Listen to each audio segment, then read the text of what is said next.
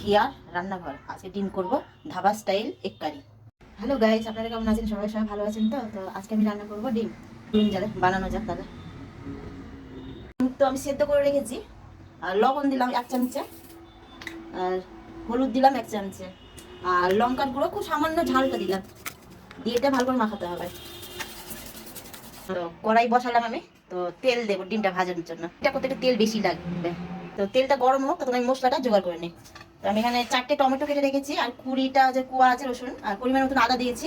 ধনে পাতার ডাঁটা আলা দিয়ে একসাথে সব মিক্সার দিতে হবে। আর 4টে হচ্ছে শুকনো লঙ্কা, 2টো কাঁচা লঙ্কা। এটা পেস্ট বানাবো। তেল গরম হয়ে গেছে আমার, ডিম এলো ছেড়ে দেবো সবার।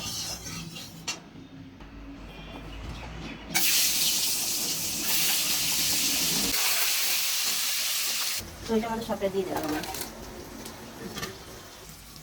ডিমগুলো ভাজা হয়ে গেছে, এগুলো ছেড়ে দেবো ডিমগুলো। তো আমি 2টো দারচিনি, 1টা লবঙ্গ, 1টা এলাচ দিলাম ফোড়নে। তো আমি 4টে পেঁয়াজ কুচিয়ে রেখেছি এভাবে, তো ওই তেলের আমি দিয়ে দিলাম। পেঁয়াজটা ভাজা হয়ে এসছে, মশলাটা করে রেখেছিলাম সেটা দিয়ে দেবো। তো মিক্সারের বাইকটা দিয়ে অল্প একটু জল দিলাম। বাও, কি সুন্দর গন্ধ বেরিয়েছে। তো 1 চামচে ধনে গুঁড়ো, 1 চামচে জিরে গুঁড়ো, 1 চামচে হলুদ, আর 1 চামচে কাশ্মীরি লঙ্কা, সেটা এখানে দিয়ে দিলাম। ভাত, রুটি, পরোটার সাথে যা লাগবে না খেতে, দারুণ গন্ধ বেরিয়েছে। আমার যেটা 2 থালা ভাতও খাওয়া যাবে এটা দিয়ে। আমার মশলাটা কষা হয়ে গেছে, দেখতেই পাচ্ছেন আপনারা, তেল ছেড়ে দিয়েছে মশলা থেকে। তো মশলা কষা হয়ে গেছে, ডিম এলো দিয়ে দিলাম।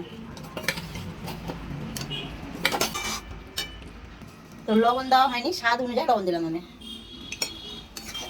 এটার মধ্যে আমার ডিমের হয়ে এসছে। তো এখানে কাসুরি মেথি আছে, আর হচ্ছে ধনে ধনে পাতা, আর 2টো কাঁচা লঙ্কা দিয়ে এটা নামাবো। আমার রান্না কমপ্লিট। একটু গরম মশলা দেবো নামানোর আগে। তো সামান্য একটু চিনি দিলাম, খুব সামান্য।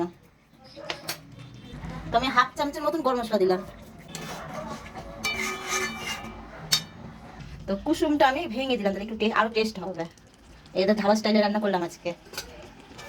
তো আপনারাও ট্রাই করবেন বাড়িতে।